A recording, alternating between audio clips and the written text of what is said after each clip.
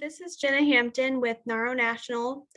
I am a government relations analyst with NAHRO on the congressional relations team, and today I'm going to give you just a quick guide to how to use Twitter. So you've got a couple of different options when you are setting up your Twitter account for how you may want to use it. So the first thing I'm going to show you is the National NAHRO account is an example of using Twitter for your organization. So we've got the NAHRO logo here, a little bit of our bio. We have when we were founded, what we do, and then we've also got a link to our website, nahro.org here. So you can see that this page is just entirely for NAHRO as an organization. So that's one option you have to set up a Twitter account for your agency or one part of your agency if that's how you are deciding to use it.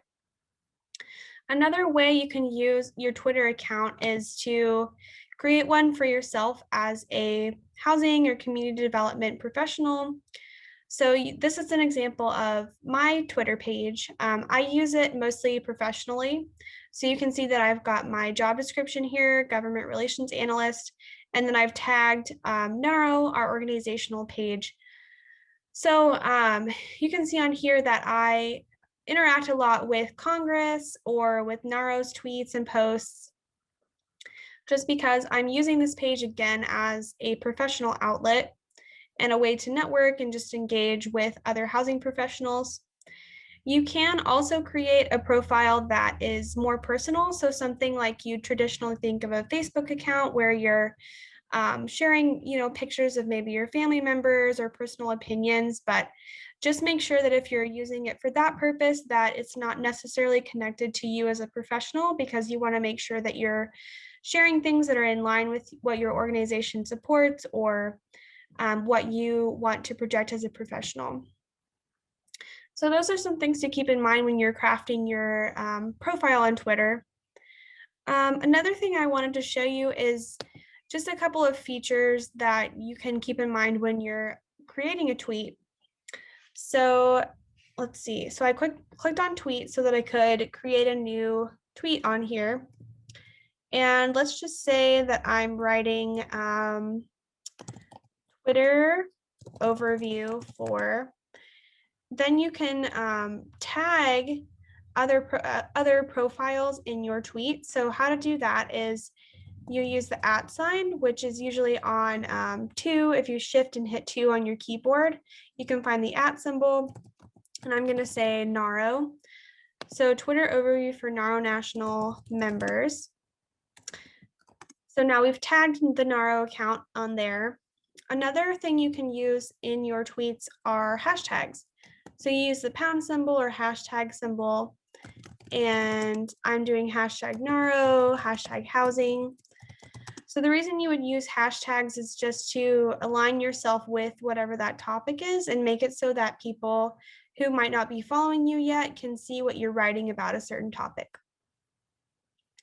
One other thing is that you only have a certain amount of characters you can actually use on Twitter. So you can see this circle is filling up as I type, and it's showing me how many characters I have left.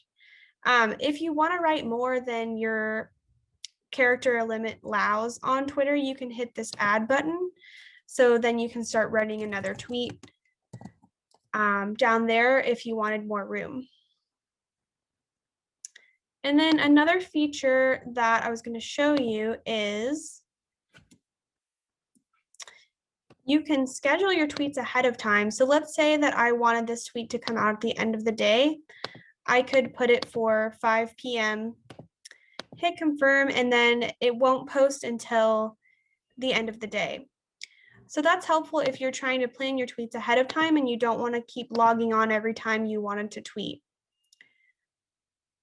So one last thing I was going to show you as far as just how to use Twitter is we are always asking people to engage with our tweets so that we can reach a wider audience and get people engaged with housing topics.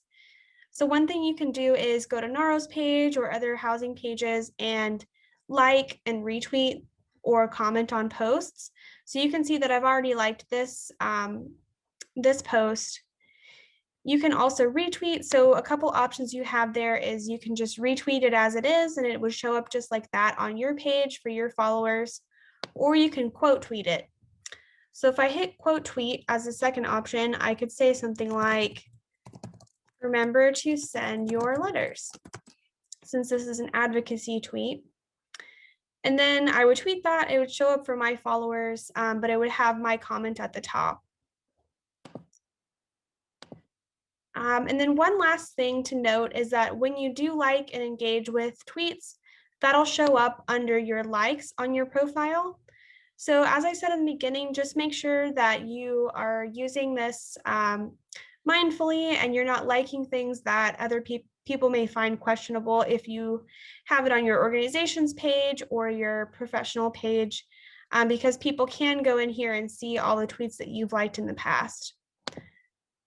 And one thing you can do just to cover your bases there is say something in your bio like, retweets do not equal endorsements, which is what NAHRO has. I've got on my profile, tweets are my own, meaning that any tweet that I've written here is not necessarily supported by NAHRO. It's something that I'm writing in my role as a professional. So that's a quick guide to Twitter. There's a lot more information online on how to use it and all the different features. But those are some things I wanted to point out for y'all. And in the second part of this video, I'll talk about how to use social media to engage in advocacy.